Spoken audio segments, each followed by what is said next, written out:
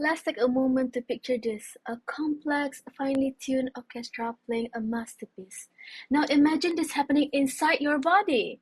This is ovulation, a crucial performance in the symphony of life.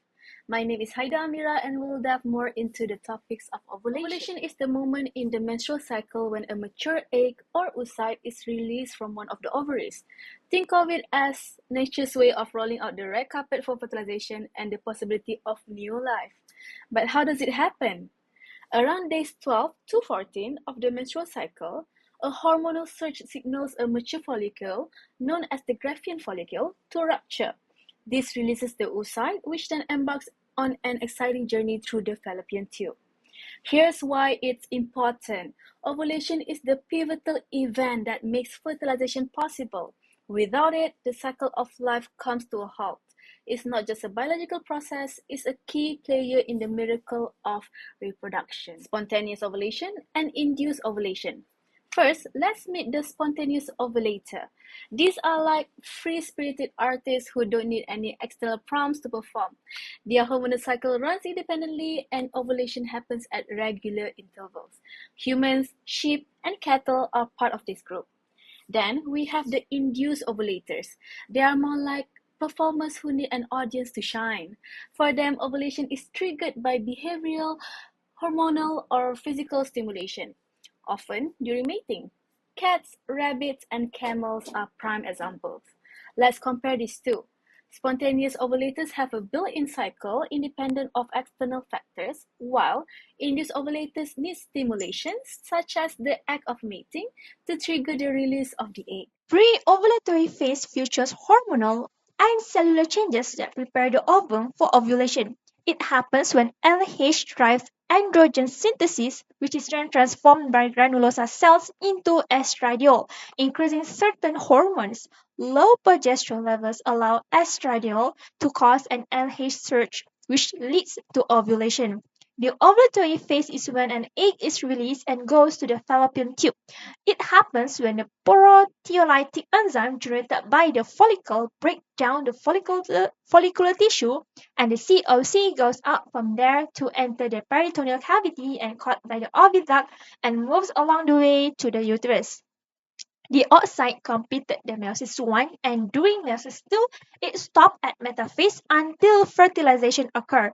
In the same time, the uterine mucous membrane goes to its full size, ready for potential implantation. And when there is no fertilization occur, the oocyte degenerate within 24 hours after the ovulation. Post-ovulatory phase happens when the LH causes the cell wall to form yellow tissue, and after the follicle releasing its content, the yellow cells multiply into corpus luteum. So as you can see from this chart, this is the pre-ovulatory LH surge. So what really happened when the LH surge? The first one is cumulus expansion. The second one is protein synthesis in and around follicle. And the last one is increased blood flow to ovary and follicle. So the first one, the cumulus expansion. So the cumulus cells produce hyaluronic acid and proteins to cause cumulus expansion. Then the cumulus and oocyte separate from the granulosa cells causes the ovulation to occur. Next, is also increased blood flow to ovary and follicle. It is local response mediated by increases in prostaglandin E2 and histamine. So increase in vascular permeability produces edema in tissue surrounding follicle and increased plasminogen.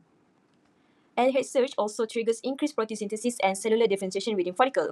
The steroid biosynthesis shift to production of progesterone, which triggers the production of plasminogen activator from granulosa and production of inactive collagenase from theca interna. So as you can see from this chart, plasminogen is converted to plasmin by plasminogen activator. Then plasmin converts inactive collagenase to the active form, which then weakens the collagen of the tunica albuginea and theca layer. So the follicular wall weakens, and PGF stimulates smooth muscle to contract and force the ruptured follicle to empty. Okay, now let's take a look at abnormal ovulation. Abnormal ovulation refers to any disruption or irregularity in the process by which an ovary releases an egg. So the first one we have anovulation. Anovulation, it is when the menstrual cycle shorter than 21 days or longer than 35 days. This is the most frequent cause of female infertility. So the next one we have oligomenorrhea. It is the lack of menstrual period for 3 months or more. The last one we have amenorrhea. Amenorrhea is the complete absence of menstrual period. Here are the common causes of anovulation and ovulatory dysfunction. Anovulation, or the absence of ovulation, can be caused by various factors.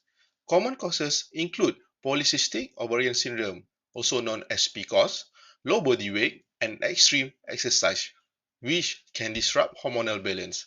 High stress levels and hyperprolactinemia also interfere with ovulation.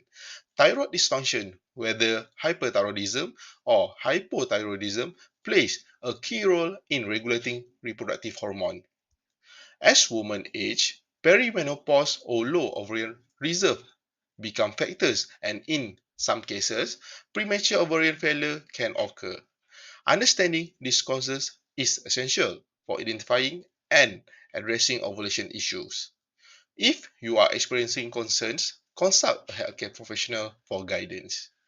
We have come to the end of our chapter. Let's recap back what we have learned. Similar to what our good friend Haidah has mentioned, ovulation can be defined as a phase of the menstrual cycle in which a mature egg is released from one of the two ovaries, triggered by hormonal signals that cause the Graafian follicle to rupture.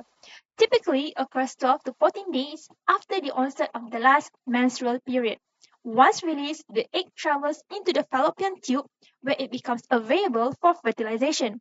This event is crucial to ensure success fertilization to occur, as well as to support embryonic development.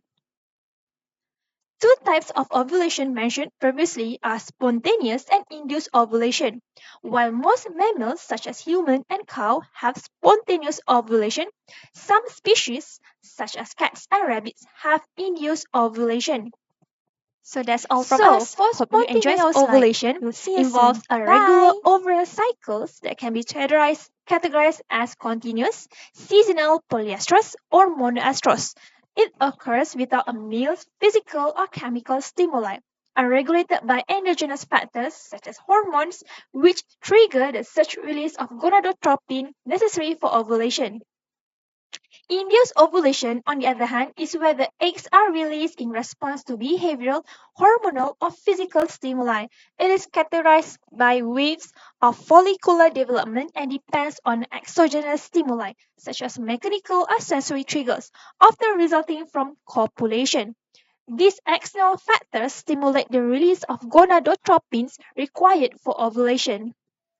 As a conclusion, to naturally boost your ovulation, it is important to focus on a healthy lifestyle, maintain a balanced diet and a healthy weight, as both are key to hormonal balance. Manage stress through relaxation technique or mindfulness, as stress can impact on fertility. Moderate exercise can improve overall health, but avoid overtraining. Stay clear of smoking and excessive alcohol, as this can disrupt ovulation. Lastly, consider herbal supplement, but always consult a healthcare professional before starting any. Small change can make a big difference. Your health is the foundation of your fertility.